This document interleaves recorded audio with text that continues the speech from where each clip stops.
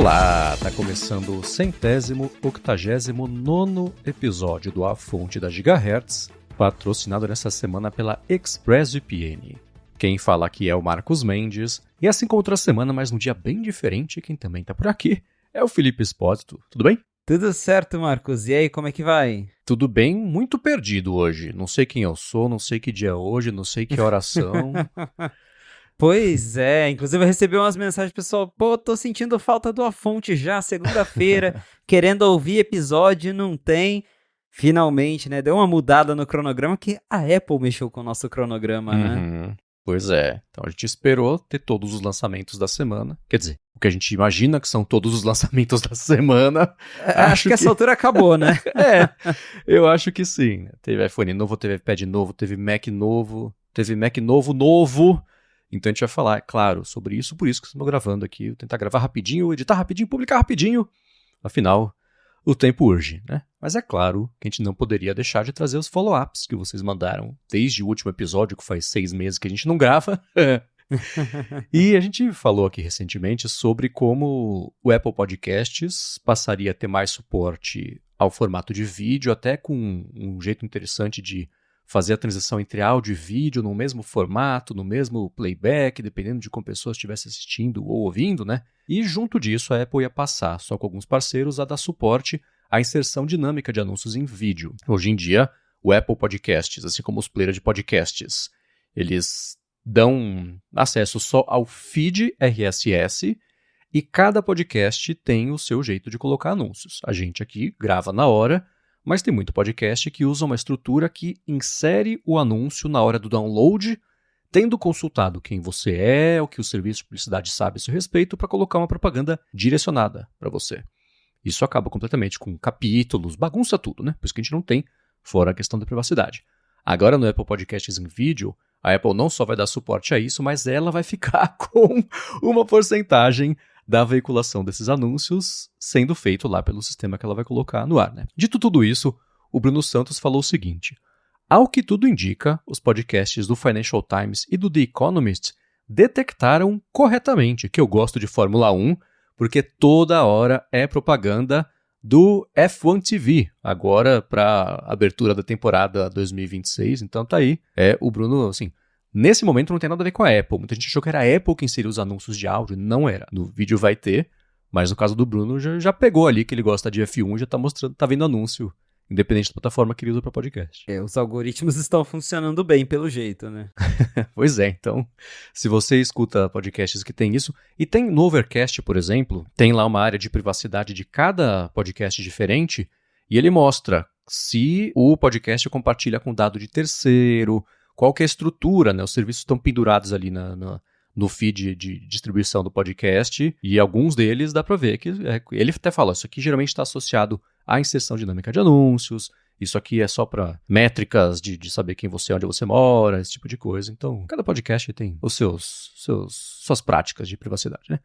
Enfim, o Bruno está recebendo inserção dinâmica de anúncios de F1, e a gente falou faz um tempo, como é que chama aquela touch bar acessório que você tem? FlexBar? A FlexBar, isso. FlexBar. O Felipe fez 2 reviews já a respeito dela. Eu vou deixar o link para os 2 aqui na descrição. E eu usei por algum tempo aqui um daqueles... Era um genérico do Stream Deck, né? Que era mais baratinho e ele foi mais baratinho e não funcionou muito bem. Depois de um tempo os botões se apertava todos. Era meio mequetrefe, né? E eu tava pensando nessa vibe de vibe code, né? Tô fazendo aqui um app e que nem vou distribuir, é só para mim mesmo. Falei sobre isso na área de trabalho também no ADT, mas eu tinha comentado, né, que eu sentia falta de ter um dispositivo para eu poder apertar botões específicos e disparar automações, fazer coisas que hoje eu tenho que fazer com a pata e demora um pouquinho mais, né? E tanto o Henrique Félix quanto o Salomon mandaram pra gente um projeto de alguém que fez bastante sucesso lá no Threads, que está fazendo um app de iPhone que é justamente essa telinha. É o MacDock.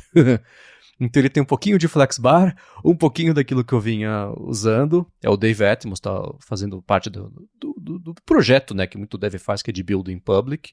Você chegou a ver esse projeto, Felipe? Eu dei uma olhadinha que não testei, né? Vi só ali o que ele postou, vi que já tem um test flight rolando por aí. Mas a ideia me parece legal, né? Dá pra você colocar ali os ícones que você quer e Eu até pensei, tá aí um uso bacana pra um iPhone antigo que tá na sua gaveta, né? Você coloca ali do lado, porque eu mesmo tenho uma gaveta cheia de iPhone aqui. E aí, sei lá, compra um standzinho MagSafe e deixa ali com os atalhos. Pra quem não quer comprar um outro produto, né? Não quer comprar uma FlexBar da vida, um desses decks, você pega ali um celular antigo que você tem na gaveta, instala o aplicativo e configura uns atalhos. Não sei se eu usaria no dia a dia, mas me parece bacana. Eu pensei justamente no iPhone mais velhinho, especialmente porque se ele for ficar ligado o tempo inteiro com basicamente a mesma coisa na tela, vai marcar, né? Então, tem isso também. Quem for comprar um negócio desse pra usar no próprio dispositivo, lembre-se de, sei lá, fechar de vez em quando, desligar o iPhone quando não estiver usando, mata um pouco do propósito, mas pensem nisso. Mas eu também fiquei pensando, será que aquele iPhone que até hoje eu não vendi, quem quiser comprar iPhone 13 Pro Max, baratinho, fala comigo. Se eu não conseguir vender, eu passo a usar pra isso, a hora que tiver também acesso, né? Ele tá só fazendo um teaserzinho por enquanto, test flight, vai abrir o acesso já já. Mas é bem legal esse tipo de coisa, eu adoro. Muito bem, follow-ups concluídos em tempo recorde. Vamos pros assuntos da semana que todo mundo mesmo estava esperando, afinal de atrasou o episódio para poder falar sobre isso. E faz sentido a gente ir cronologicamente em relação aos anúncios que a Apple fez na segunda, na terça e hoje mais cedo. Mas antes, né? Peraí. Tipo João Kleber. Eu quero saber do Felipe se os anúncios overall corresponderam à sua expectativa nessa semana. Como é que tá seu feeling sobre o evento, que não foi evento, esse jeito diferente da Apple de fazer anúncios? Foi uma Apple Experience, né? Inclusive, até quem estava lá sentiu que tava uma coisa meio esquisita, né? Eu vi algumas pessoas postando nas redes, meu chefe mesmo da Macworld tava por lá e falou, cara, não tinha nem cadeira pra sentar. A gente ficou de pé na frente de um telão, do nada chegou o John Turnus, o Tim Cook nem tava por lá, passaram um vídeo de 3 minutos e foi isso. E hands-on. Então foi uma coisa meio diferente do que a Apple costuma fazer. Mas tivemos aí, como já esperávamos, né, lançamentos na segunda, na terça, na quarta. Hoje, como teve o evento, acredito que realmente foi o último dia, então não deve ter mais lançamentos aí pro resto da semana. E foram vários produtos, a Apple atualizou muita coisa. Por exemplo, teve MacBook Air, que eu não esperava que ia vir agora, já que MacBook Air geralmente vem lá para WWDC, já enfiaram no bolo. Os MacBook Pros mais avançados, com M5 Pro, M5 Max também já chegaram agora. Atualizaram o iPad Air, mas o grande destaque, o que todo mundo realmente estava esperando mesmo, 2 produtos, que é o iPhone 17e, estava já sendo falado há muito tempo, e o MacBook Neo, que foi o último que fechou agora essa semana de lançamentos. Então, para quem estava esperando novidades, foi uma semana bem agitada, né? Eu tava bem na dúvida sobre especialmente os displays, porque, sei lá, parecia o tipo de coisa que talvez fosse anunciado com um pouco mais de pompa ou num evento que pudesse despertar mais atenção, talvez dos Macs novos, ia ser só no fim do ano, sei lá, né? Eu tava meio assim, né? O preço também do MacBook, o MacBook Neo, acho que, né, que é a grande novidade da semana, essa também chamou muito a atenção, mas eu acho que eu prefiro o mesmo evento, né? Gente lá, palco, um showzinho mesmo, porque eu acho mais divertido. Não fazendo evento, eu acho que eu prefiro um vídeo integrado com tudo, porque mostra um pouquinho mais de cuidado do que só né? Mas tá, foi um experimento nessa semana. Achei engraçado mesmo, né? Que não tinha nem cadeira pro pessoal sentar. Era uma salinha pequenininha com um telão ali. Parecia, sei lá, festa infantil, não sei. Era um telão que era um telinho. E o Turnus ali em cima de um palco improvisado. Chamou a atenção que foi só o Turnus, isso sem dúvida. Mas isso foi só para mostrar hoje o MacBook Neo, né? Esse evento que não foi evento. Na segunda-feira, a Apple fez 12 anúncios e surpreendeu com a sequência de anúncios, né? Ela fez o anúncio do iPhone 17e, ou 17e, eu falo 17e, e também anunciou direto lá o iPad Air novo com chip M4, mas vamos falar sobre o iPhone 17e. Quando saiu o iPhone 16e, você imaginava que ia ser uma coisa anual? Ou você estava no time que era o meu time, inclusive, de falar, putz, eu acho que ainda assim não vai ser todo ano não, mas acho que agora vai ser, né?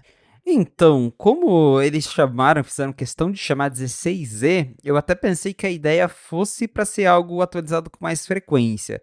Porque o SE, como ele tinha um nome à parte de qualquer outro iPhone que existia, dava brecha para eles, esse ano atualiza, esse ano não atualiza. Mas como ali, né, 16E, que é, sei lá, eu penso daqui 2 anos, a Apple vendendo o iPhone 18, e aí tinha o 16E lá perdido no meio da linha. Acho que poderia começar a soar datado, estranho, não sei.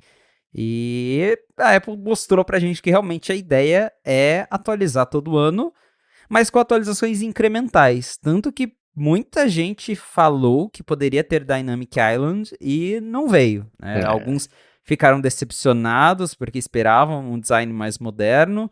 Acho que o público-alvo desse telefone não se incomoda muito, mas claro que ter um telefone com a aparência mais moderna daria, acho que, mais valor para ele, porque é isso, né? Assim, ele tem o chip, para resumir, acho que são 2 upgrades importantes esse ano, ou 3, que é, ele agora tem o A19, que é em tese o mesmo chip do iPhone 17, tem ali a diferença de núcleos, mas é a da mesma família. Tem o MagSafe, que muita gente pediu, muita gente reclamou que o anterior não tinha, então a Apple escutou esses feedbacks dos usuários, e agora começa em 256, que isso eu não esperava. A Apple dobrando espaço sem mexer no preço. Falei, pô, bacana, né? 256 GB é o mínimo, acho que para hoje em dia, para muita gente. Então, tem coisas legais, é um aparelho bacana, mas daí você olha para as fotos, olha para a carinha deles e fala, nossa, né, que iPhone antigo, não sei, né? O Note, ele lembra uma coisa iPhone 13, Mas, de novo, é isso. Eu entendo que o público desse iPhone provavelmente não se importa. Eu conheço poucas pessoas que compraram um 16Z, do meu ciclo pelo menos, mas quem comprou é uma galera que fala, eu uso o telefone só pro básico, só para mandar uma mensagem e tirar uma foto de vez em quando, eu não tô preocupado com filmar, não tô preocupado com nada grandioso, e para mim atende. Pessoas que não ligam muito pro que o celular né, para ter um design mais moderno, celular fino. O 16Z está atendendo esse público, então acho que não vai fazer muita diferença. Então, tá aí. A Apple conseguiu adicionar um pouquinho mais de valor, porque, de novo, o preço não mudou. Lá fora, a partir de 599. Aqui no Brasil, se eu não me engano, 5.700, 5.800 na Apple, que provavelmente no varejo vai chegar por bem menos, e acho que esse que é o grande chamariz que foi do 16Z, porque a Apple anunciou ele por 5.700 e eu lembro que uma semana depois a Amazon já estava vendendo por 3.999. Então, o varejo está oferecendo promoções legais, acho que vai ser a mesma coisa com o 17E. E isso, para quem quer um telefone confiável e não se importa com ter tudo que os iPhones mais caros têm a oferecer, um iPhone interessante, mas eu gostaria sim de ter visto a Dynamic Island para deixar ele com uma carinha de telefone mais moderno, né? Mas de resto, me pareceu um bom update, não sei pra você.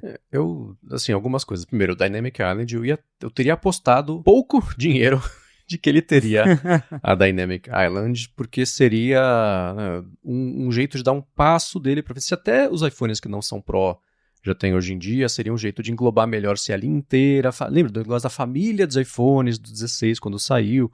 Eu achava que ia ser isso sim. Eu gosto do design geral dele, eu gosto do aspecto daquela câmera sozinha ali no fundo, né, a bordinha dela, eu acho bonito, acho legal. E é interessante que esse tem a opção de cor preta, opção de cor branca e um rosa desbotado, é tipo o Rosa em Friends Unfaded Salmon, né? Pra não falar que é rosa, é um rosa bem, bem fraquinho, assim. Na comparação do lado do iPhone branco, ele parece rosa.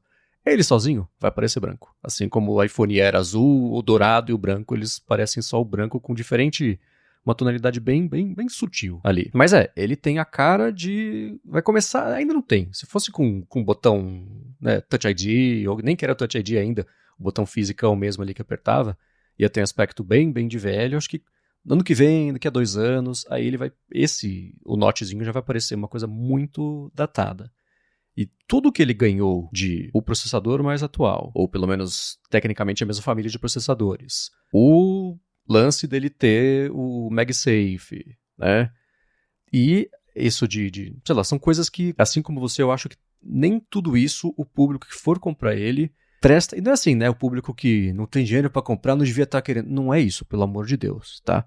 Mas eu penso na vovó que vai ter esse iPhone, né? Que não faz tanta diferença assim, né? Estar abrindo mão de coisas tipo a Dynamic Island, porque não sei se o benefício, todo mundo tira benefício, mas não é o que faz falta, é a decisão, né? Aqui no Brasil, dói pensar que ele sai por 5.800, né? A partir de 512 é 7.300. Então, para quem estiver interessado em comprar, segura, deixa sair com esses preços mais baratos, do jeito que o Felipe falou daqui a, sei lá, 2 semanas, um mês que seja, né?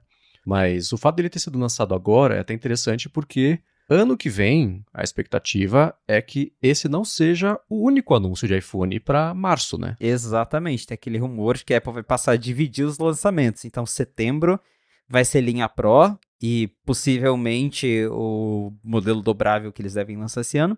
E aí ali em março ficam os modelos baratinhos, entre aspas, né? Então vai meio que casar com o lançamento do 18E com o 18 convencional. Então tem essa separação, pode ajudar a cimentar ainda mais isso de que o iPhone agora sai em setembro, sai em março. Em setembro são os parrudos ultra novidade, e em março é para quem for acabar gastando menos, seja porque vai comprar só iPhone 18 normal ou 18E, coisa assim. Né? Vamos ver quanto tempo a Apple segue essa cadência, porque vai ser um experimento, né? É uma coisa meio Samsung, lançar meio dividido assim ao longo do ano os diferentes modelos, com uma comunicação muito, muito clara sobre o propósito de cada um. Isso tanto nos Estados Unidos quanto até aqui. A Apple fala muito, sem usar o termo custo-benefício, lá ela usa o termo value, né? Value, o americano fala value, V-A-L-U-E, não velho de velharia. Usa sempre no contexto de custo-benefício. Aqui, a Apple tem a redação, assim, a equipe de redação dos anúncios da Apple nessa semana, eles mandaram muito bem. Enquanto no convite foi uma coisa meio preguiçosa, mesmo a comunicação de todos os aparelhos, os dispositivos, assim, os benefícios de cada coisa, especificação, mandaram muito bem. Sugiro todo mundo dar uma espiadinha ali no site brasileiro da Apple, dar uma navegada, a galera mandou bem. Mas ele tem essa pegada de ser um iPhone de custo-benefício, apesar de ser 5.800 no preço oficial aqui, traduzido não, né, mas trazido para cá. E ele também traz, a Apple ao longo dos últimos anos não só passou a fazer o processador mesmo do iPhone, mas começou a fazer chips complementares e ela começou, tá indo de pouquinho em pouquinho para trazer para a linha inteira. E ele tem o C1X. Felipe, o que é o C1X? O C1X é a segunda geração do modem 5G da Apple. O iPhone 16 estreou o C1, que foi o primeiro modem 5G da Apple. E o C1X ele chegou com o iPhone Air. Agora, o iPhone 17 traz o C1X, que segundo a Apple, é um modem que gasta 30% menos energia do que o modem nos iPhones que utilizam os modems da Qualcomm, por exemplo. Então, você vai conseguir ele ter a sua navegação gastando menos bateria, logo, supostamente, a bateria do iPhone 17E deve durar um pouquinho mais, porque daí junta o chip A19, que já é mais eficiente, chip C1X, que é um modem mais eficiente, aí você consegue espremer ali um pouquinho mais de bateria. Tem alguns outros detalhes menores, que é aquilo que a gente está falando, que não devem fazer não chamam tanta atenção do usuário mais comum, mas que vale a gente ressaltar. Por exemplo, o Ceramic Shield 2, ele tem o mesmo vidro mais resistente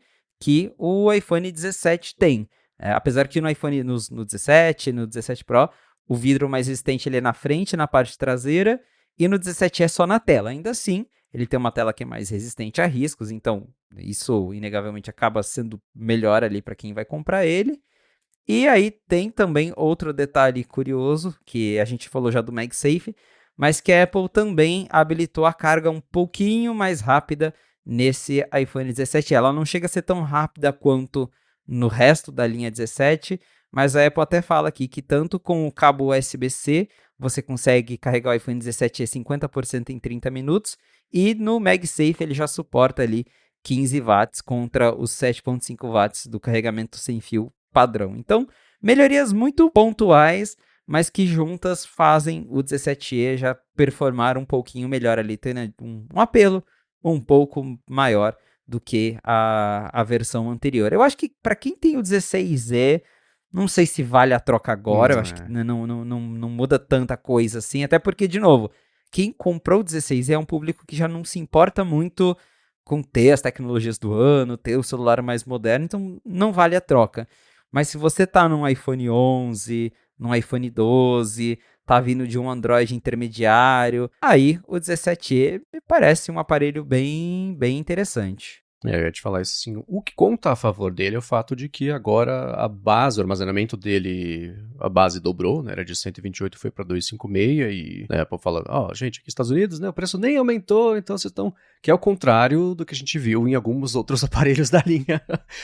Da linha não, de alguns outros dispositivos que aí já tem um pouquinho de impacto até da falta de memória no mercado, etc. Mas aqui deu para ver que ele é um bom iPhone 16ES. Ele tem tudo que faltou, né? O lance do MagSafe. Exato. Né?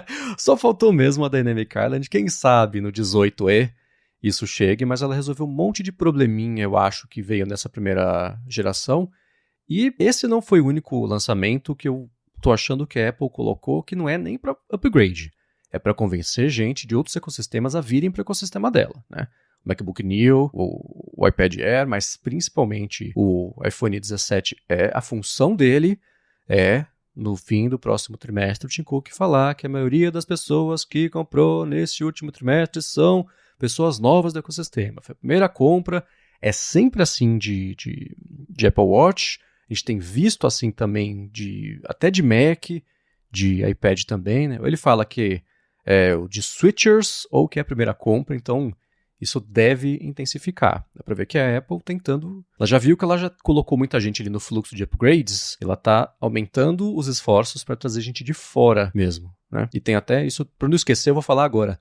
No vídeo do MacBook Neo, tem um pedacinho dele que é tipo didática te ensinando o ecossistema da Apple. Olha, você manda mensagem no Mac, você continua a conversa no iPhone. Eu falei, olha, dá pra ver bem pra quem que tá voltada essa leva de anúncios do Maria, pelo menos essa semana. Mas eu acho que é isso. O 17 é pra trazer a galera do Android com a menor barreira de entrada possível de uma versão nova, né? Comprar usado acaba sendo mais barato, né? De outras versões, mas... Acho que esse é o papel meio dele, sabe? Exatamente. É um iPhone que tá ali, de novo, tanto para quem tá chegando pela primeira vez e para quem tá num iPhone muito antigo, que a gente sabe que em mercado emergente, principalmente, tem muita gente que demora mais para atualizar. E aí ter um iPhone novo que custa mais barato acaba sendo mais interessante. E você costuma, eu não sei se eu saberia ver, mas você costuma ver por aí o pessoal usando o iPhone 16 ou... né? Eu vejo pouco. Eu esperava que eu ia ver mais.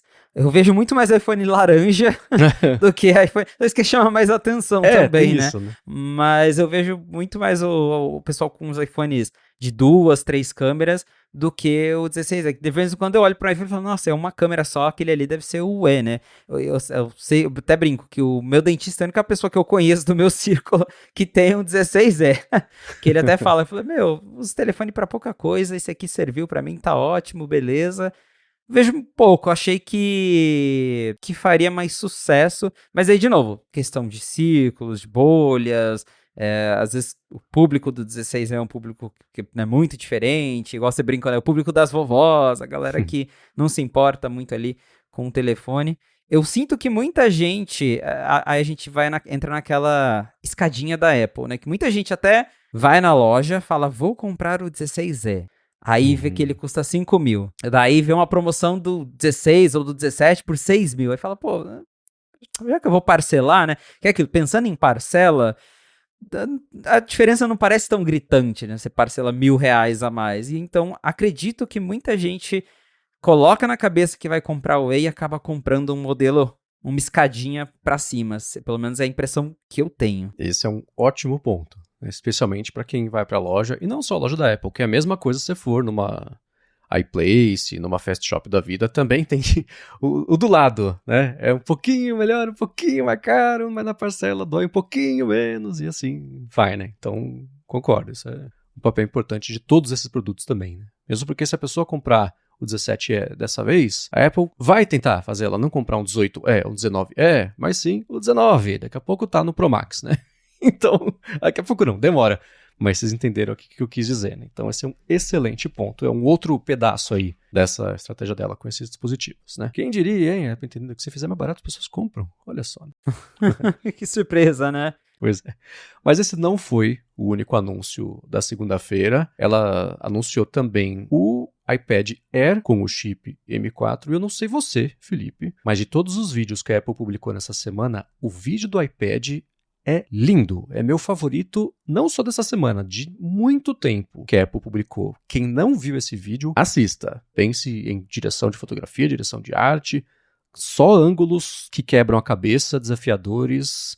E eu imagino que se você assistir ao vídeo com as cenas todas corretas, ele fica meio chato, meio sem graça. Mas do jeito que ele foi feito e montado, é lindo, lindo, lindo. A melhor parte desse iPad pra mim foi o vídeo. Ele termina ali com o iPad de ponta cabeça, né? E o iPad Sempre as coisas ali dando ideia de flutuar, de ser leve. O que é irônico, né? Porque ao contrário do MacBook, em que o MacBook Air ele é o mais fino, no iPad, o iPad Pro é mais fino do que o iPad Air. O conceito de Air e Pro para Apple é um negócio muito volátil, né? Então, sim. às vezes o Air é fino, às vezes o Air é o mais barato, depende. Mas o vídeo realmente ficou bem legal. Essa semana, os vídeos que eles fizeram para os produtos que eles introduziram essa semana são vídeos bem interessantes, bem, acho que Apple mais raiz. Fazia tempo que estavam uns vídeos meio chatos, pelo menos eu tava achando os dos últimos produtos também, e esses foram bem legais. Agora, falando de novidades mesmo do iPad Air, essencialmente é o chip M4. Eu até vi o pessoal brincando, pô, a Apple não fez nenhum wallpaper novo, né?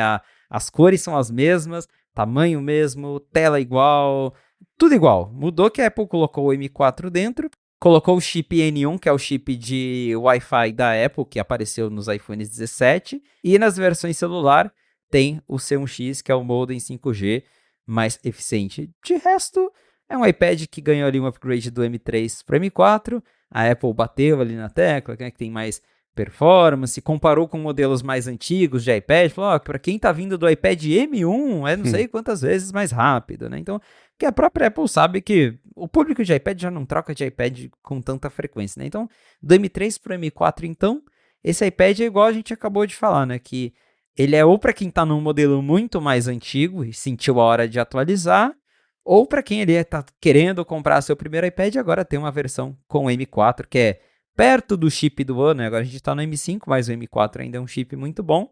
Então tá aí, é um iPad atualizado, os acessórios continuam os mesmos, poucas novidades nesse quesito. Eu precisei me policiar para não escrever iPad Air com chip M5, porque é muito estranho, em meio a esse tanto de update dessa semana, o iPad Air ser com o M4. Parece errado, sabe? É uma estratégia curiosa que a Apple fez, inclusive que é um M4 com menos núcleos do que o M4 do iPad Pro, né? Isso é outra Porém, coisa com mais também. RAM. Então, né?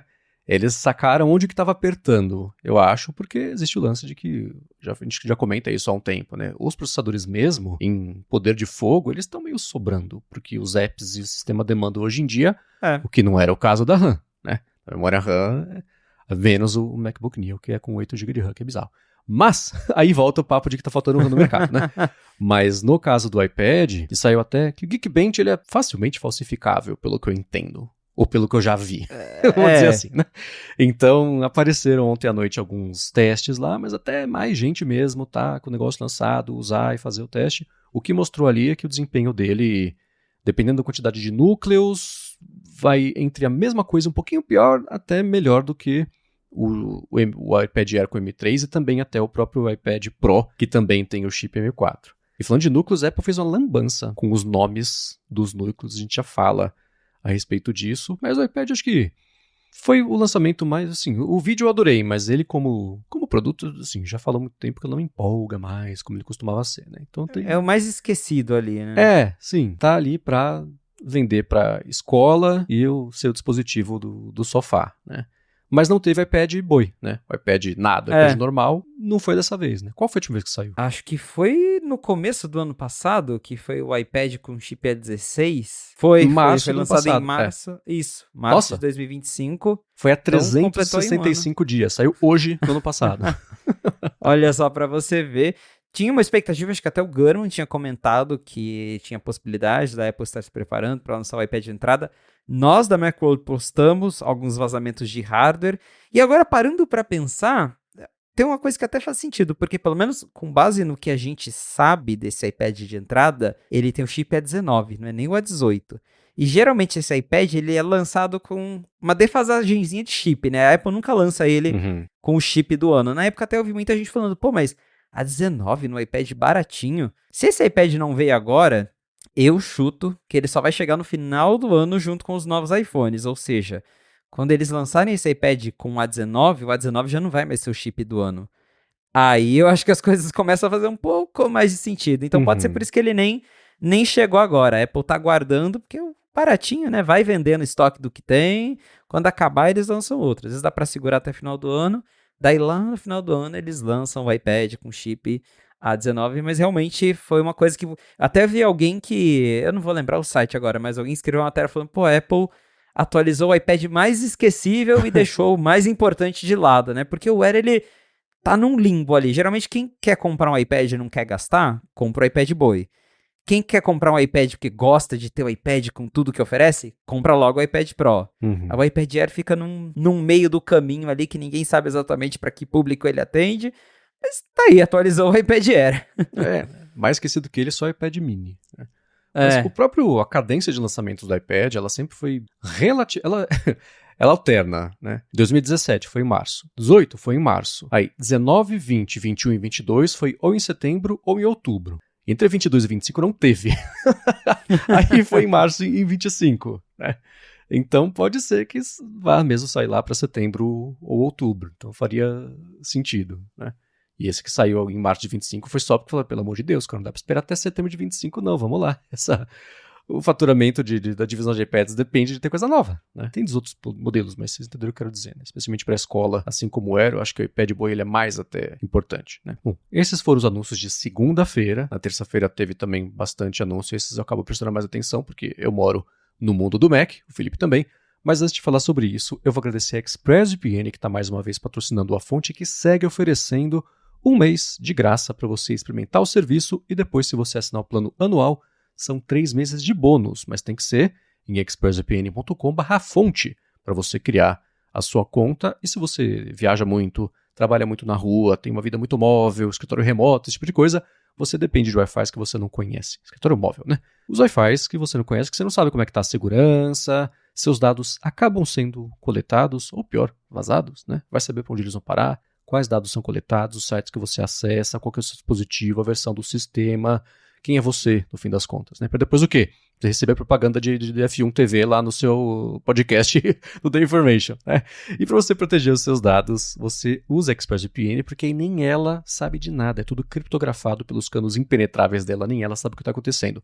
E para streaming é muito bacana, porque dependendo do país que você usar para rotear a sua conexão, você vê o catálogo desses países, que é um catálogo diferente do que tem no Brasil. Para ver como é fácil colocar no iPhone, no iPad, na Apple, sim, para ligar a ExpressVPN na Apple TV, ou qualquer VPN, mas aqui é o anúncio da ExpressVPN, leva 3 segundos. É muito rápido, é muito fácil, e aí você tem acesso aos streams que você quiser de qualquer país, né? Então vem em expressvpn.com/afonte, testa por um mês de graça, e depois, se você assinar o plano anual, você tem 3 meses de bônus no fim desse ano. Muito obrigado, ExpressVPN, pelo patrocínio de mais esse episódio do A Fonte e pelo apoio a toda Gigahertz. Valeu, ExpressVPN! Muito bem, acabou parte do mistério e a Apple anunciou nessa semana começar falando sobre o MacBook Air, que recebeu também o processador M5 e não teve muita novidade fora isso, né? A gente pode falar de especificações, etc., mas ele continua com o design que não é do formato de... Como é que o pessoal chamava? De gota? É o...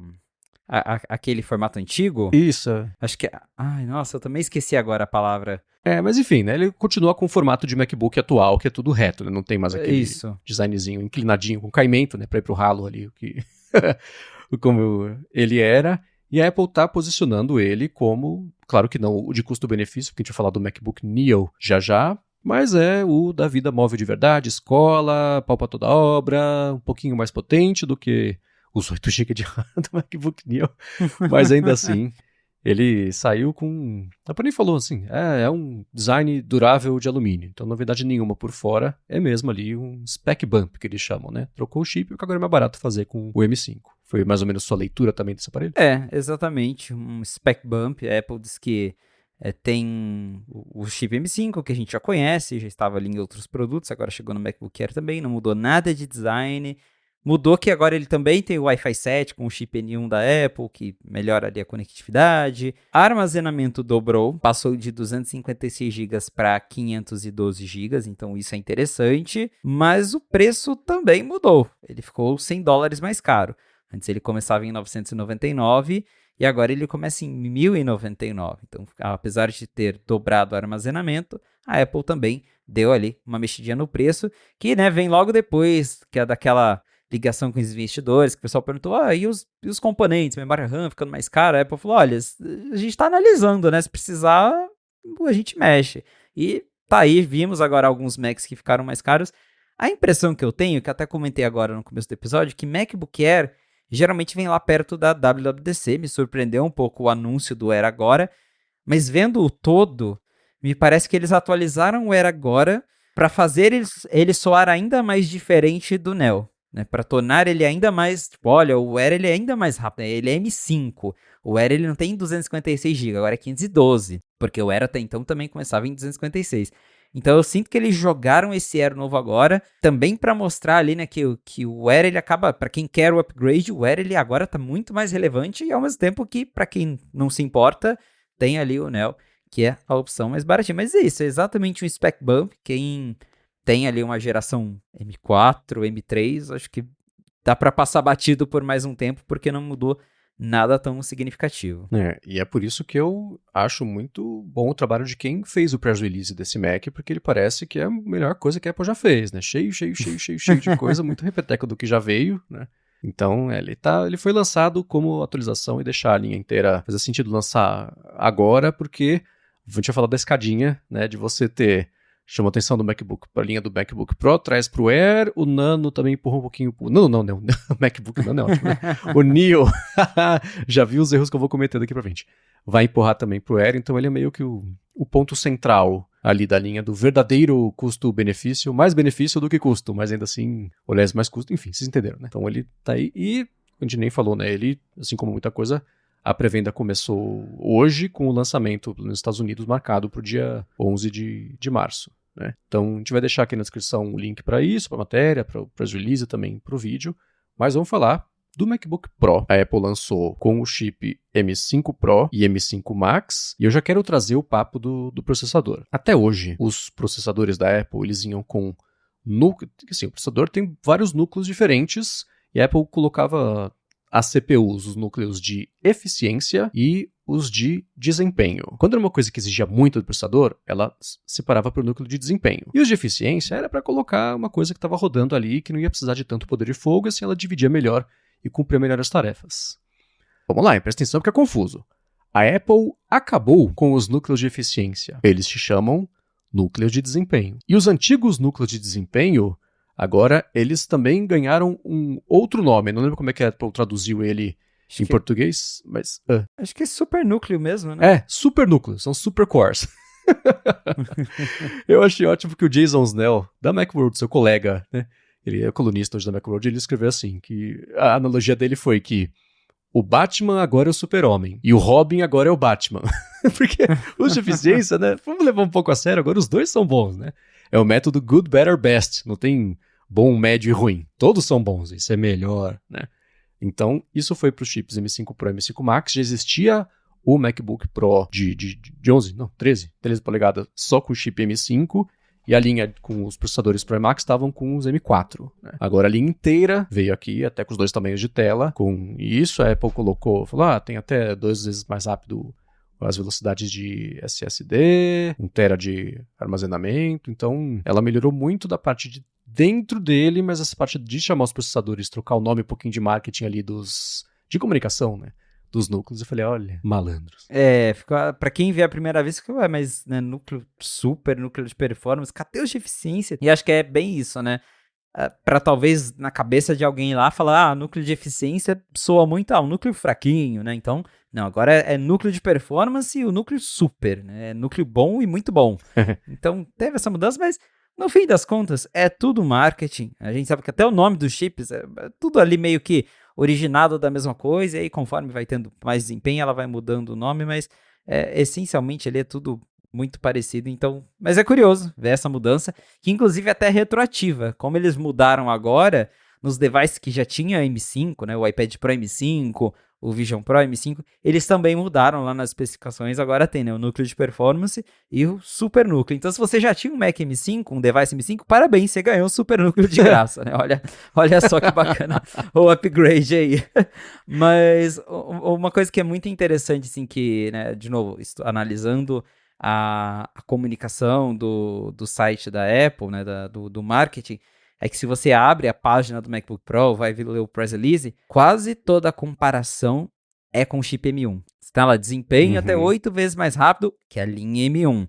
a não sei quantas vezes mais rápido, que o MacBook é equivalente da linha M1. Até algum tempo atrás era Intel, né? A Apple ficava, mais 700 vezes mais rápido que o Mac Intel, mas começou a ficar chato, né? Tipo, o Mac Intel, todo mundo já abandonou esse barco. Agora, inclusive a Apple. Exatamente, né? Agora a bola da vez é convencer a galera, porque é isso. Eu conheço muita gente que até hoje tá no M1 e tá super feliz, né? Tem MacBook Air M1, MacBook Pro dos M1 Pro, Max, a galera tá super tranquila com esses Macs.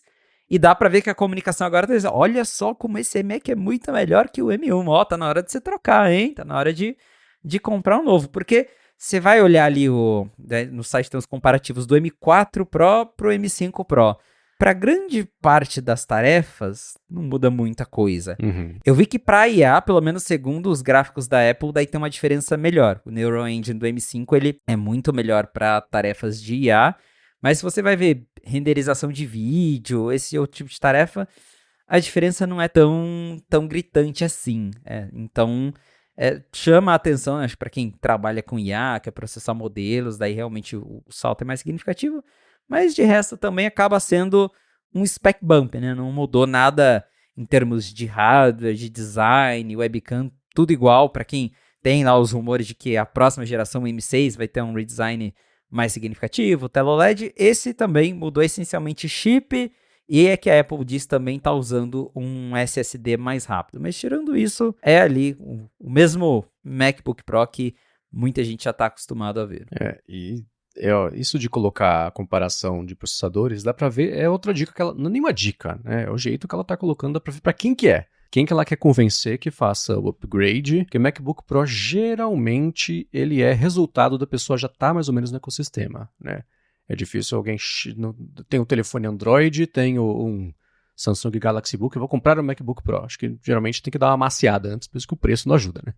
Então dá pra ver que é mais voltado pra incentivar as pessoas a fazerem upgrade, e teve o salto pro M1, ele foi uma coisa que a gente dificilmente vai ver na nossa geração em relação aos chips Intel, né, porque foi muito grande que os próprios chips da Intel, eles estavam atrás, que a Intel é a Intel, né, atrasa, muda de plano, e a Apple não lançava muito computador com a frequência que ela queria por conta disso, e aí ela falou, então faço eu, dane-se. E ela fez o Apple Silicon, estreou muito bem, e até hoje ele segue com essa evolução, né? Mas é claro que não dá para esperar esse tipo de ganho geração após geração, né? A gente já vê mesmo uns ganhos mais iterativos do que qualquer outra coisa. E assim, eu fico com vontade de atualizar o meu Mac por conta de ter, claro, né?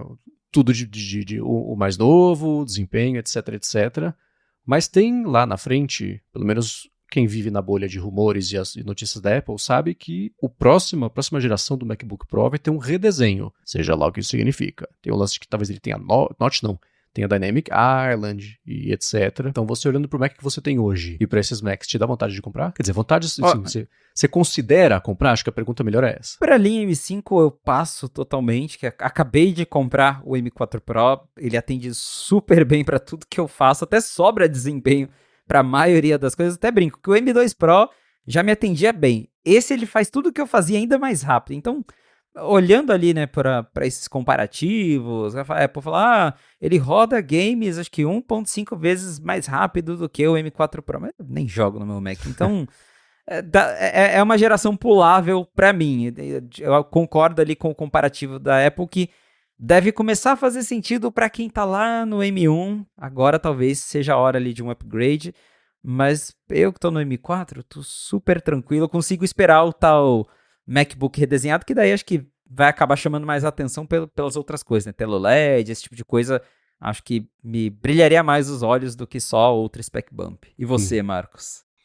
Eu tenho a vontade eu tenho, mas eu não considero comprar o M5 porque o M5 Pro, que seja o Max, porque eu acho que eu vou ficar mais tentado a comprar o M6 e eu gosto da Dynamic Island, acho ela bonitinha, no iPhone não me agride tanto quanto o Note sempre me agrediu, então a ideia de ter uma Dynamic Island no Mac, eu olho e falo, tá, aí acho que posso considerar. Agora a gente quer saber de vocês que estão talvez no mercado para um Mac novo, se esses vão fazer vocês tirar escorpião, ou vários escorpiões do bolso, né, porque é meio caro, mas contem pra gente, né, como é que foi a recepção de vocês a isso.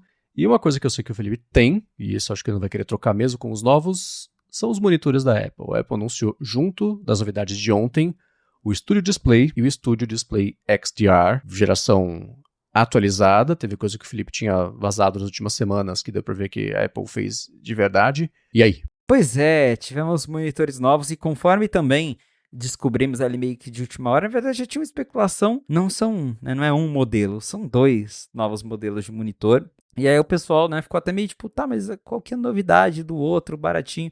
Então vamos, né, resumir tudo o que aconteceu ali com Studio Display. Temos de fato 2 novos monitores, temos um Studio Display que ela não chamou de Studio Display 2, não chamou de Studio Display, abre aspas, segunda geração, é New Studio Display, né? Então já fica bem claro que assim, é um refresh do modelo que já existia, né? Esse modelo, ele é para quem está chegando agora, para quem quer comprar um monitor da Apple, não tem ainda, não é para quem, como eu, que já tem um Studio Display, porque o que mudou nele? A Apple diz que ele tem uma webcam um pouco melhor, ela continua sendo 1080p, mas eles dizem que usam ali, né, tem melhorias na imagem e tem aquele modo que consegue mostrar o que está na sua mesa, que os Macs mais recentes já tem, agora tem também. O alto-falante, a Apple diz que está com 30% mais graves, então o som está um pouco melhor. E ele tem agora 2 portas Thunderbolt 5. Antes era uma única porta Thunderbolt 3, que é a porta que você usa para plugar o monitor no Mac, e as outras portas eram USB-C padrão 3.0. Né? Então eram portas USB-C padrão. Agora ele tem 2 portas Thunderbolt 5, não só que você usa para ligar no Mac, mas tem uma Thunderbolt extra que daí você consegue ligar acessórios de alta velocidade, ou até agora fazer aquilo que eles chamam de daisy chain, que é você ligar um monitor no outro. Agora dá para você ligar 4 Studio Displays, em vez de você ter que plugar eles diretamente no Mac, você liga um Studio Display no outro e você consegue fazer isso com até mais 3 monitores, além do Studio Display principal que você tem. Então essas são as novidades ali do modelo principal, o que desapontou algumas pessoas, porque a galera estava esperando, né, uma atualização com 120 Hz, ou OLED, ou mini LED, alguma coisa arada assim, e o modelo base ele continua com a mesma tecnologia de antes, ou seja, um painel 5K, 27 polegadas, LCD, 600 nits, sem HDR. É o mesmo painel que já existia antes, a Apple melhorou algumas coisinhas. Então, novamente, esse monitor não é para quem já tem o Studio Display atual. Para quem queria um monitor melhor, ele existe, mas também está bem mais carinho. A Apple inventou um Studio Display XDR, que aí sim, ele tem um painel mini LED com 120 Hz de taxa de atualização, HDR com até 2000 nits de brilho, porém, ele também é 27 polegadas com o painel resolução 5K. E aí, de resto, ele é igual ao outro. O design é igual, as bordas são iguais, tem a mesma webcam, os mesmos alto-falantes, tem a mesma porta Thunderbolt 5, mas daí com o painel melhor. Lá fora, o Studio Display base ele continua no preço de antes, que são $1.600, e esse novo Studio Display XDR, ele começa em $3.300. Então, ele tem um preço bem mais elevado. Então, acho que isso que acabou desapontando algumas pessoas, que a expectativa, né, o sonho de todo mundo é que o modelo base de $1.500 ganhasse todos aqueles recursos, né? HDR, painel mini LED, 120 Hz, e não foi isso que aconteceu. A Apple deu um tapa ali no modelo de entrada e lançou um outro que é mais caro, que daí sim tem um painel melhor. E o que aconteceu no meio disso tudo? O Pro Display XDR foi descontinuado com o lançamento do Studio Display XDR, o que daí também me acende até um outro alerta, que já que eu vou puxar esse assunto, mas agora porque o Pro Display XDR é aquele monitorzão caro da Apple, que aqui no Brasil custava 50 mil, que não vinha com o stand, que você tinha que comprar o stand separado, o pessoal vaiou na WWDC lá em 2019. Esse monitor, ele deixa de existir agora, porque ele tava ele já estava meio defasado em relação ao Studio Display, porque ele tinha um painel melhor, só que ele não tinha câmera, não tinha microfone, não tinha alto-falante, ele era seco. Esse novo que lançou agora, o Studio Display XDR, ele tem um painel melhor que o do Pro Display XDR, apesar de ser menor, porque o outro era 32 polegadas, esse é 27. Mas em todo o resto ele ganha, e ele é mais barato do que o Pro Display XDR, então acho que não fazia sentido manter os dois produtos na linha, né? Lá fora, o Pro Display acho que custava $5.000 sem o stand, e esse agora custa 3.200 já com o stand incluso, né? Olha só a mudança que aconteceu em alguns anos. Agora a Apple conseguiu botar ali o stand, exatamente o mesmo stand, com ajuste de gira, inclina ali, ajusta ângulo. Então, temos aí uma nova linha de monitores, né? dois monitores, um que não mudou nada praticamente, mudanças pontuais, e o outro que traz mudanças mais significativas, mas por um preço bem mais alto do que a galera do estúdio display original está acostumado a pagar, mas que olhando para o Pro Display XDR é bem mais barato, né? $3.100 versus $5.000, sem contar o pezinho dele, então acaba sendo ali até uma opção interessante para quem era o público do Pro Display XDR.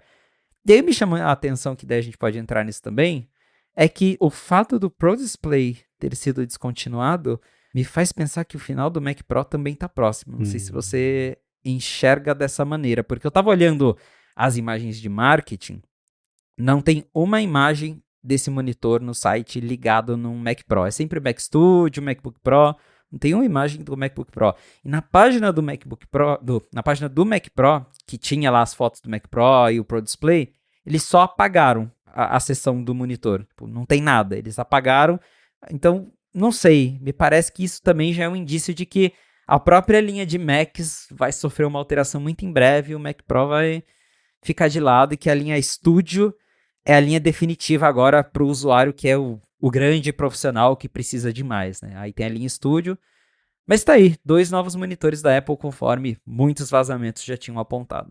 Isso do fim do Mac Pro, desde que saiu o Mac Studio, já esse rumor veio junto, né? Tirava da caixa, vinha o Mac e esse rumor, porque o consenso é que já faz muito tempo que a Apple erra a mão na ideia de Macs modulares. Ela desaprendeu a fazer isso porque ela principalmente, mas o mercado um pouco evoluiu também para isso. Claro que quem é PCzeiro vai montar cada peça, vem no lugar, eu sei, né? Mas não é esse público que a Apple quer trazer, ou é esse público só que sem o plugin de semicreiro, né? Ela decide e você no máximo customiza o que tem ali, né? Então, desde, cara, o lixeirinha foi uma complicação, porque ela falou, o mercado apontou para outro lado, a gente apostou errado. Tudo bem, né? Erro honesto, né? Aí o Mac Pro também, que saiu, mas mais ou menos, ele era com Intel, aí ela fez a troca para Apple Silicon, e não saía a placa, e tinha o lance do Afterburner lá, e tá meio assim até hoje, sabe? E saiu o Mac Studio, ele era super parrudo, dá pra você, se você precisar deixar ele com assim, muito mais se você precisar, você e a sua próxima geração. Então eu fico imaginando, cara, pra que a gente vai seguir com essa sarna pra se coçar?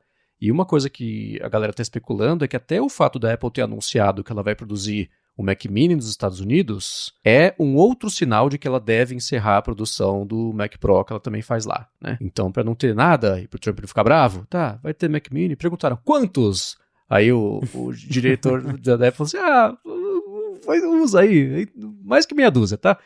Então deve ser para mercado de lá mesmo, etc. Mas essa é um outro ponto que pode fazer parte do pacote da Apple se preparar para fazer mesmo essa mudança. Então o Mac Studio matou meio que o Mac Pro no fim das contas, apesar de que ele segue respirando por aparelhos e cabos de energia, né? Mas sobre os displays, eu fico feliz que tenha saído a geração nova, porque era isso ou desistir de novo de fazer monitores, né? A Apple tinha confirmado pro Nilay Patel do The Verge que eles tinham desistido de fazer monitor depois que eles pararam com o Cinema Display, etc. Falaram, putz, não é pra gente.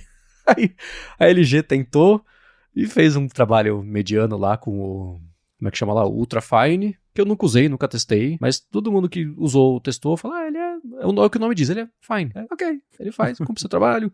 Diz que ele balança um pouquinho enquanto digita, isso é meio chato, dependendo da mesa que você tem. Então ela lançou, teve, assim, duas coisas que nos últimos anos são meio inacreditáveis. Faz a Apple parecer uma paródia de si mesma. O fato do pezinho do monitor ser cobrado à parte custa $1.000 e as rodinhas do Mac Pro. São duas coisas que você não acredita. Parece que é manchete do The Onion que fizeram, né? Mas então, pelo menos dessa vez, agora que ela mudou um pouquinho a estratégia de comunicação e de produto mesmo, da versão mais parruda, ele vem com o pezinho, pra você ter que trabalhar com uma mão segurando com a outra, né? Ou botar em meia dúzia de pote de sorvete, que bom. Então, ok.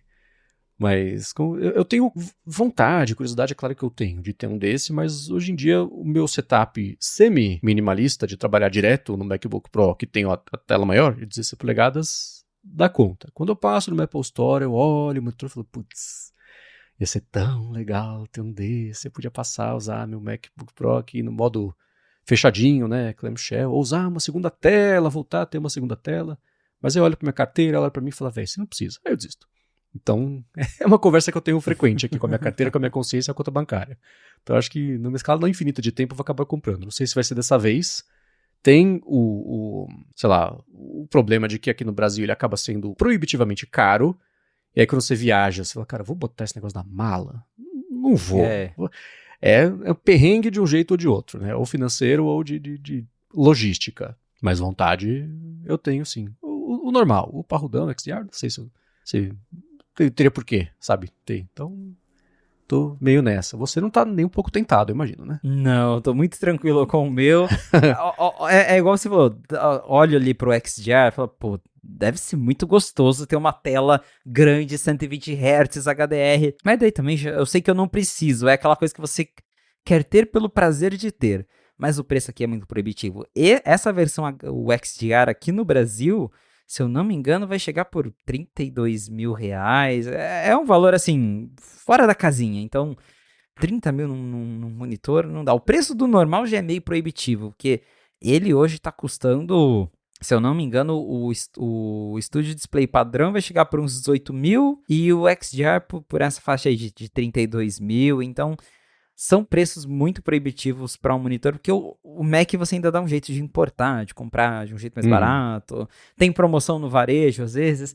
Agora, o monitor não tem jeito, né? É muito difícil você conseguir uma promoção, conseguir trazer de fora, então é impossível. Então, é isso. Dá vontade até a gente tem, mas pensando agora no que realmente faz sentido para mim, o que eu tenho hoje tá ótimo, tá excelente, funciona muito bem, é uma tela bonita, 5K, nossa, é excelente. Para mim, tá ótimo. Eu vou trocar quando, sei lá, ele parar de funcionar daqui uns anos. Espero que dure uns anos, né? Que eu já vi uma galera aqui que deu defeito antes disso. Mas espero que dure uns anos. Daí eu penso em trocar, dar um jeito. Mas eu também trocaria provavelmente pro modelo base. Gastar 30 mil num monitor não dá. Não, se fosse 3 mil dinheiros... exato. Se fosse 3 mil dinheiros, igual lá fora, você ainda pensa, né? Tipo, no impulso. 3 mil dinheiros. Agora, 30 mil? Não. Cara, imagina morar numa terra onde custa 3 mil um negócio desse. É caro, eu sei, tá? Mas não são 30. É um caro diferente, né? Tem um peso muito, muito diferente. Eu tava até brincando, o Adorno tava brincando, abraço, Adorno. Abraço. Ele falou assim, se eu tivesse nos Estados Unidos agora, eu ia comprar esse MacBook Neo só de zoas, que custa 500 dinheiros. Tipo, é um laptop que custa 500 dinheiros. E aqui pra gente é sempre assim, não, é 5 mil, é 6 mil, é 10 mil. Então as coisas têm um peso muito maior aqui no Brasil, infelizmente. Pois é. E você falar que você é estudante, ainda sai menos, $100 a menos do que isso. Então é meio absurdo, né? Enfim, bom, vamos falar desse Mac. A Apple anunciou hoje, com esse evento, né, improvisado. O evento escola, não é evento. Com todo mundo de pé. Num parquinho, uma telinha com o Joe Turns ali por cima, anunciou o MacBook Neo. Ela vazou ontem por engano na tela de documentos regulatórios do Reino Unido. A parte de energia dele brotou ali, esse Mac. E aí foi engraçado que tinha o nome MacBook Neo, que eu não tinha visto ninguém hipotizar, né? Passou... Eu procurei depois pro MacBook Neo, eu achei uma matéria do Jason Snell, de novo falando dele aqui, de 2017, 2019, falando que a Apple precisava lançar o MacBook Neo, mas que era, na verdade, tipo o Surface Neo, que era dois telefones, uma tela da outra, com uma dobradiça, que era horroroso, que eram dois telefones meio colados mesmo, não era contínuo, uma tela só. Ele falou, o MacBook Neo, né, quem sabe, uma coisa assim. Então ele acertou o nome, mas com o produto diferente. E ontem à tarde, alguém tweetou pra conta, assim... 1 hora antes desse documento ficar famoso, alguém tweetou, uma conta desconhecida, tweetou pro 95 Mac, MacBook Neo, hein? E só foi ver depois. Falei, nossa, quem é você? Mas, sim, não era a aposta de ninguém, então a Apple deixou isso vazar. E aí hoje ela anunciou mesmo, cumprindo muito dos rumores que eram já esperados a respeito desse dispositivo, o lance das cores, está disponível em 4 cores, com aqueles nomes super criativos que... significam geralmente o dourado, o amarelo, o verde e o rosa. E, enfim, as cores não são essas, mas a gente já vai falar das cores, né? E o foco mesmo, de novo, value, né? Custo-benefício especialmente voltado para ou trazer pessoas novas para o ecossistema da Apple ou virar o Chromebook Killer, seja lá como quer definir isso, de ser mais barato do que a Apple costuma vender. Aliás, o 599 é o novo piso dela, né? Porque o iPhone 17e é 599, esse Mac também 599, então é o novo barato dela, é o 599, né? Eu não teria, óbvio, não, né? Não faz parte sim.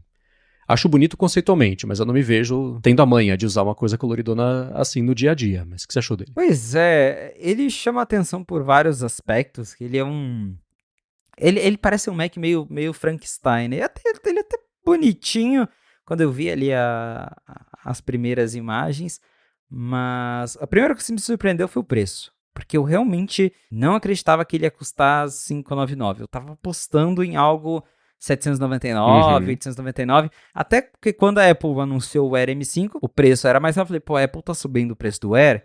É porque o baratinho não vai ser tão baratinho assim, né? Mas no fim das contas, não. Eles conseguiram lançar algo por 599. Para educação, 499, que, pô, é um preço muito barato pro estadunidense. É um preço que não é a coisa mais barata do mundo, mas é um preço bastante acessível para eles. Então, preço me chamou a atenção. Agora, falando de design, eu brinco que ele é meio Frankensteinzinho, porque ele tem... O layout dele parece com o dos MacBooks mais modernos, né? O MacBook Air, o MacBook Pro, que não é aquele design retinho. Só que a tela dele é curva, mas não tem o notch. Ela tem bordas grossas ao redor. A Apple chama de Liquid Retina, mas é um Liquid Retina que não tem o notchzinho em cima. E essas bordas, junto com o teclado, que você olha o teclado dele, parece o teclado do iPad, né? Que é aquele teclado branco que não tem, do iPad Air, que não tem LED, que o do Pro tem. Ele não tem a retroiluminação. Então parece, sei lá, que pegaram a base do Magic Keyboard do iPad, juntaram um negócio, grudaram e virou um MacBook. É um design meio curioso. Tem algumas coisas diferentes. O alto-falante dele mesmo é diferente de outros MacBooks. Ele não é aquele grill do lado do teclado, é um alto-falante nas laterais. É uma coisa que nunca vimos num Mac até então, bem diferente. Mas ele tem uma carinha, assim, de um Mac um pouco mais moderno, né?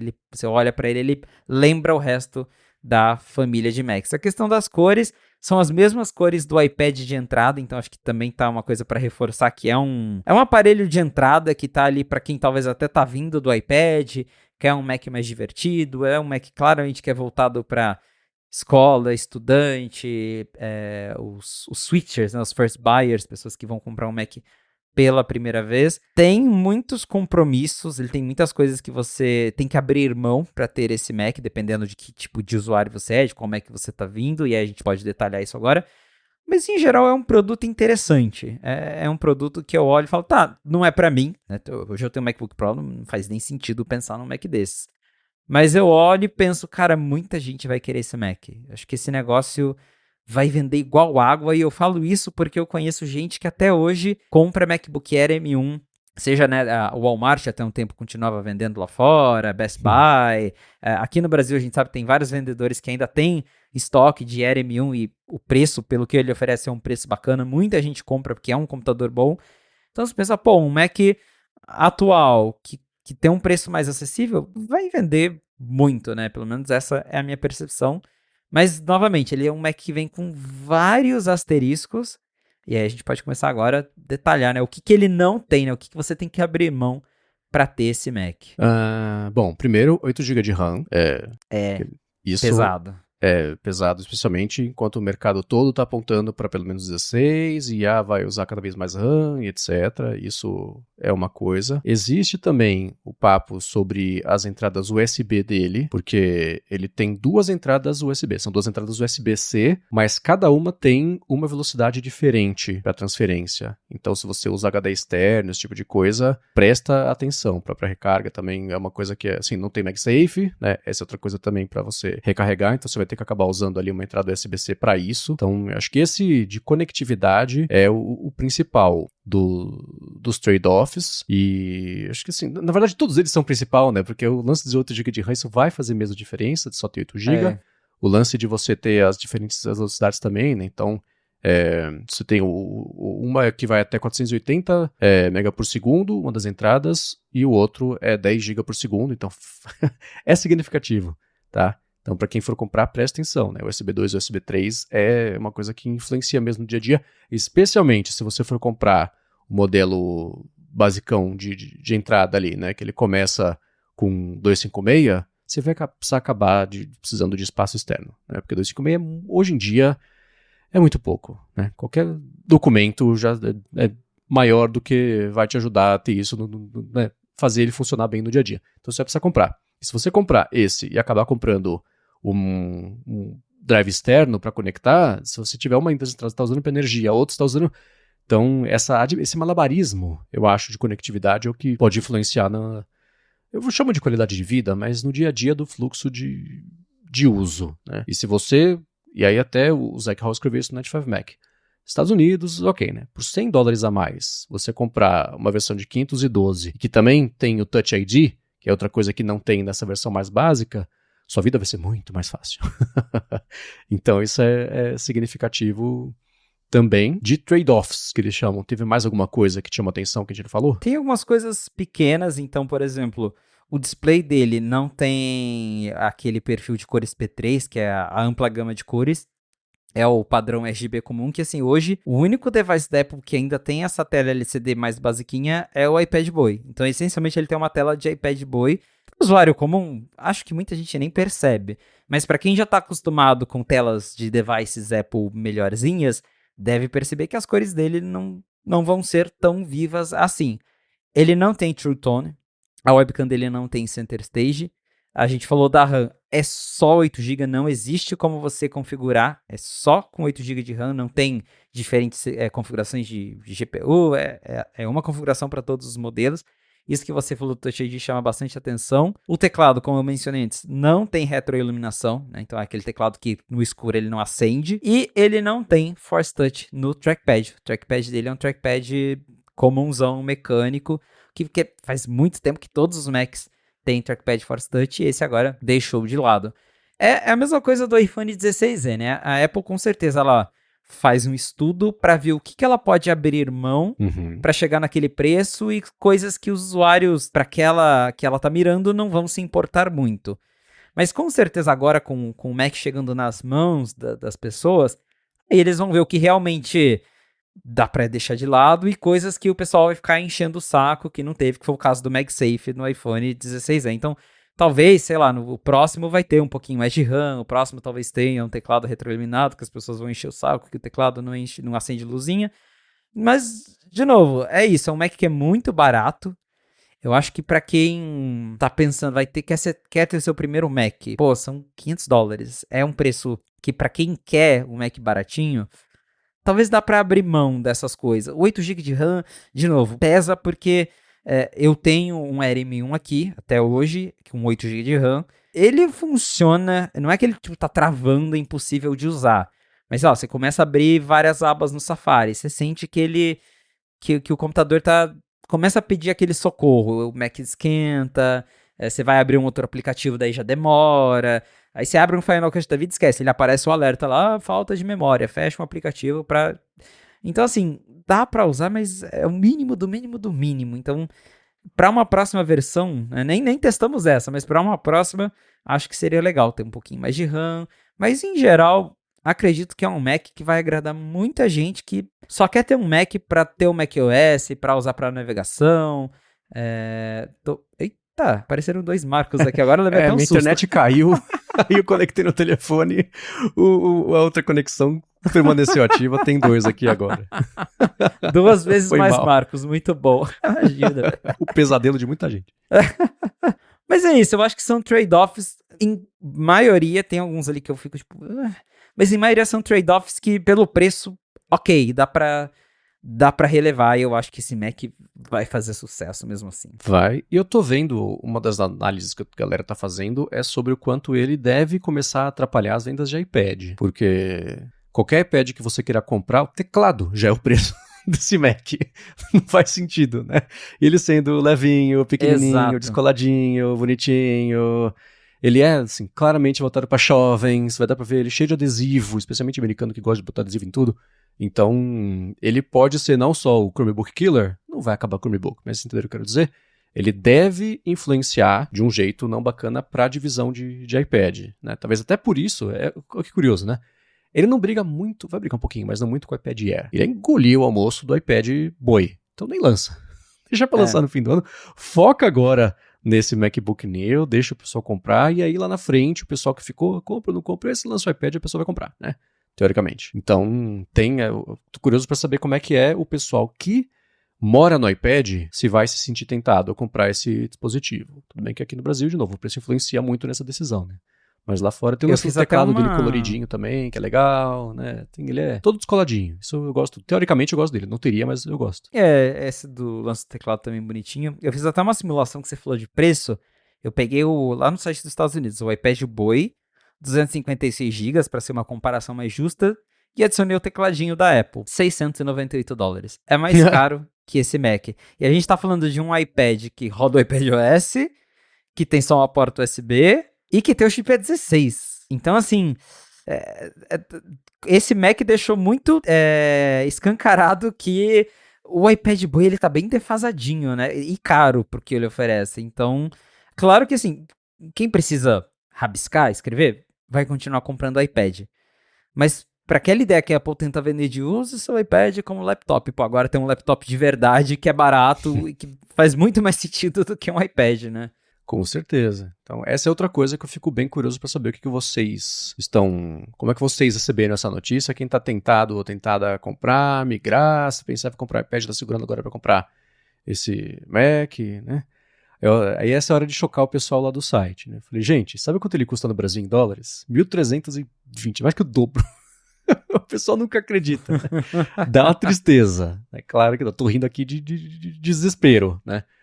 Mas aqui é sempre complicado fazer essa análise e fica muito descolado do propósito que ele tem lá de fora mesmo, né? E você teve tempo de ver o vídeo promocional do MacBook Neo? Assisti. Bem legal. Aliás, todos os vídeos dessa semana foram legais. Do MacBook Pro com lance de jazz, de Afrobeat, o MacBook Air também, o iPad Air com aquele vídeo que eu falei que eu achei bonito, o iPhone 17 é tudo divertidinho, aquela narração e meio... Não é pra parecer mal feito, mas meio datado de propósito como linguagem. Esse vídeo é o maior deles, mas tem toda uma brincadeira da mãozinha que vai fazendo. Fechou com o teaser, né? Que era o cara só amassando ali ó, o logo da Apple enquanto ele formava o vídeo inteiro. Ele monta o Mac inteiro, assim. Achei tão legal. A Liquid Bar, né? Como é que chama lá? A barra de ícones ali, o dock, né? O dock. Isso, com vidro, ele fazendo com o dedo, colocando ali. O vídeo inteiro é bem bonitinho, vale a pena dar uma olhada. É um vídeo bem legal mesmo, de novo. Fazia tempo que os vídeos da Apple estavam meio chatinhos, pelo menos minha opinião. E esse agora, né, bem bonitinho, vai montando o Mac, tem ali o chip, várias animações, mostrando as várias cores do Mac. E é o que você até comentou mais cedo no podcast. Como o vídeo também deixa claro que esse Mac é para quem tá chegando agora no Mac, né? Que ele mostra, fala, tem o sistema mais fácil de usar, o macOS, aí mostra a dock do Mac, mostra que dá para você usar os aplicativos do iPhone. Quem já tem Mac já sabe disso. O foco aqui é realmente quem tá chegando agora, não sabe como é o Mac, então toda a comunicação do site é assim, ó, é fácil de usar, é simples, já funciona com o iPhone que você tem. Então, esse Mac vai pegar esse público, que é o público que quer ter seu primeiro Mac, que não quer gastar muito, às vezes tem medo de, gastar $1.000 no MacBook Air. Compra esse de 500, aí a gente vê, né? Daí do de 500 vai pro de 1.000, mas acho que é esse público que a Apple vai mirar com esse MacBook. Tem essa brincadeira, né, dele ser um Chromebook killer, mas o Chromebook tem Chromebook de $70. É meio difícil competir com isso, mas é um MacBook realmente para quem sempre teve vontade de ter um notebook um pouquinho melhor e tem medo de gastar muito, porque se você pegar ali, comparar com outros laptops Windows intermediários, não dá nem para comparar com os de entrada, mas você vai na Amazon dos Estados Unidos e dá uma olhada nos laptops ali de $300, $400. A maioria tem tela 1080p, construção de plástico, então esse Mac ele se destaca nisso. Ele tem muitos compromissos, né, muitos trade-offs. Mas você está levando uma tela retina, que é uma tela muito melhor que uma tela 1080p, tá levando uma construção de alumínio, né, naquele notebook de plástico que balanga todo, quando você aperta o teclado, afunda o computador inteiro. Então... Quero o Stream Deck pirata que eu tinha comprado. Pois é. É triste quando isso acontece. Então, ele tem ali muitos pontos também que vai acabar ganhando a galera que sempre quis ter um computador um pouco melhorzinho. Então, apesar de todo o que ele deixa de lado, pelo vídeo, assim, dá pra ver que ele vai acabar ganhando esse público de primeira viagem do Mac. Uhum. Os wallpapers achei bonitinhos também. Também. Que se você forçar, você lê Mac, né? No wallpaper. Essa é a brincadeirinha escondida, né? Mas achei bacana. Tem uma lambidinha de logotipo da Gigahertz ali, mas deixa isso pra lá. Então achei legal, bonitinho também. Então acho que é isso. A gente vai deixar os links aqui sobre os lançamentos na descrição. De que eu ouvi de vocês as impressões sobre os anúncios dessa semana. A gente acha que não vai ter mais nada de lançamento até o final da semana, mas vai saber se é nessa semana que o Tim Cook anuncia a aposentadoria dele. Vamos esperar sexta-feira no fim do dia para descobrir. Enquanto isso, para ver os links que a gente comentou é gigahertz.fm/afonte/189. Você pode mandar os seus follow-ups e feedbacks e perguntas e comentários em gigahertz.fm/feedback. Quero agradecer a ExpressVPN pelo patrocínio do episódio de hoje, a vocês que deixam reviews, avaliações e que recomendam a fonte, e a você, Felipe, por semana após semana, seguir ajudando todo mundo, inclusive eu, a fazer sentido do que sai lá de Cupertino. Valeu, Marcos, e obrigado à audiência por ter ficado com a gente até o final de mais um episódio do A Fonte. Se você quiser me encontrar nas redes sociais pra gente bater um papo, é só me procurar no @felipe.exposto lá no Instagram e no Threads. Boa, pra falar comigo, MVC Mendes, lá no Threads, eu apresento por aqui o Área de Transferência e o Área de Trabalho, apresento pra Lura o IA sob o controle e os textos você acha no 95 Mac. Obrigado mais uma vez pela audiência de vocês. E a gente volta finalmente na segunda que vem. Um abraço e até a próxima.